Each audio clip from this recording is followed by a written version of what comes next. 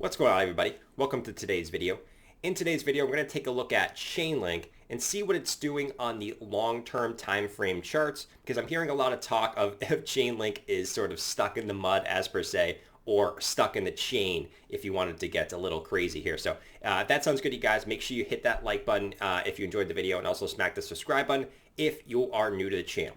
All right, so let's jump on into the weekly chart of Chainlink to start. So if you guys are new to the channel and you guys haven't been following me, recently, or if you guys used to follow me back in the day, we used to talk a lot about this upwards channel for Chainlink on the weekly chart, right? It's prospected it pretty nicely over its time frame. It's one of the only coins that actually appreciated in value in the last bear market, right? One of the only coins that appreciated in value in the last bear market. You can see perfect touches on the top side, perfect touches on the bottom side of this channel. Now, there is a little bit of data that's not shown in this chart, but Chainlink also did have a couple tops that were testing the top of the channel back here as well, right? So I just couldn't find a chart that showed that price data here, and I'm in a little bit of a hurry, so I didn't have time to dig it out, but that's besides the point.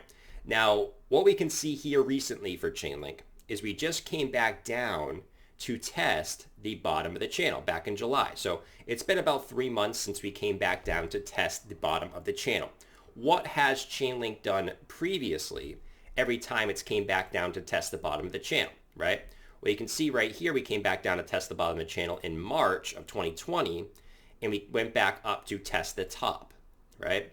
And previously, we went back down to test it in April of 2019, and we came back up to test the top, right? So historically, right, it's only 2 data points, so we don't have a lot of data to go off here, but historically, when we come back down to test the bottom of the channel, we usually end up to test the top of the channel, right, historically.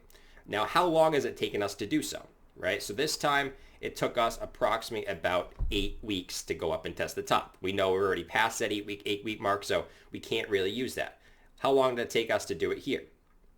Let's take this. It took us about 22 weeks, right? So that one took us a good amount of time, right? Almost 6 months to get back up to the top, right?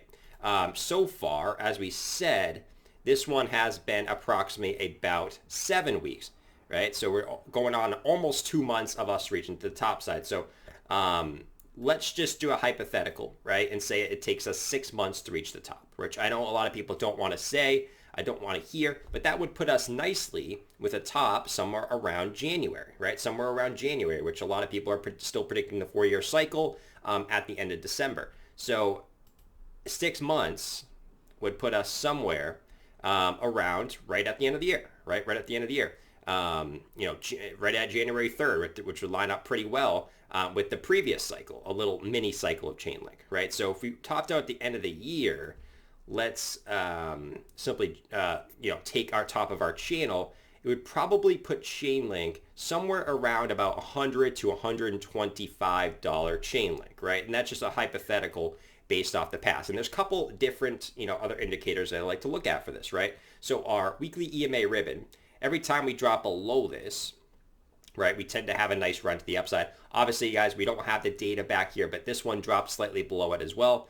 And we did go on a run to drop to the upside. So that is looking very nicely. And you can see midway, right, midway through the cycle, we usually go back to test the weekly EMA Ribbon, right, on the way down, right? Just like I said, we don't have the data on this, but this was a back test of the weekly EMA Ribbon, right, before continuing to the top. What did we do here? Well, we came back up, came back down to back test the weekly EMA Ribbon before continuing up. We actually went sideways for a little bit, right? So it's totally normal. What are we doing this time? Well, we pumped above the weekly EMA Ribbon. Now we're coming back down to test the weekly EMA Ribbon. So historically, this has been something that Chainlink has done, right? It's not so out of the ordinary. Now, what would get us slightly worried here for Chainlink is if we broke back below the weekly EMA Ribbon, right? Because historically, we don't usually come back down to test the bottom of the channel twice, right? Just going based off the data that we do have. So we don't want to break down below the weekly EMA Ribbon. But historically, what we've done here is maybe consolidate here for a little bit longer and continue up. And there's a couple different indicators of why I think that we're relatively bottomed out as well. If we look at the weekly RSI level, Chainlink over its history has never broken below about a 42 on the weekly RSI. You can see whenever it bottoms out here at about a 42, it tends to have a pretty nice run, right? Right here, we bottomed out at a 42.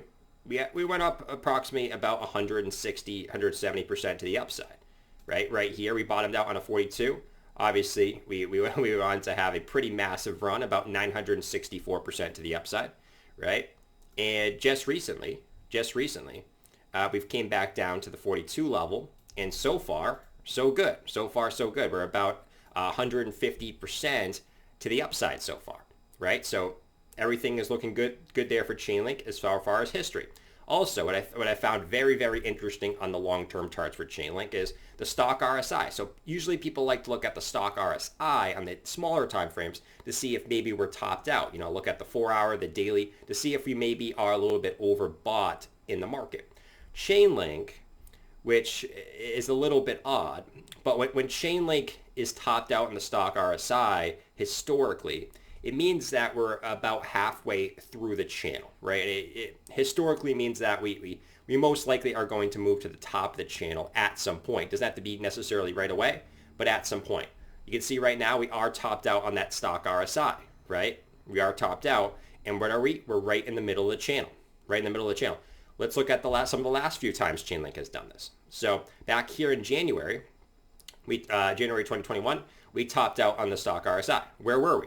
Where were we when we topped out on the stock RSI? Well, we were right about here, right? Right about halfway through the cycle, where, you know, we went from about, you know, around this time, about around $15, and we had our run all the way up to about $50. It took us a little bit of time, right? It took us what looks like here about 3 to 4 months, but we went from about $15 to $50, right? What was the time before that? We topped out right here back in like June, July of 2020, right? Where were we in the cycle? We were right about in this area. We went on to go from about $3 all the way up to about $20, right? Took us a couple months, but we eventually got it back up there after riding the weekly EMA Ribbon. What about the time before that? Well, this time was about February of 2020. And this is one of those things that, you know, obviously we had a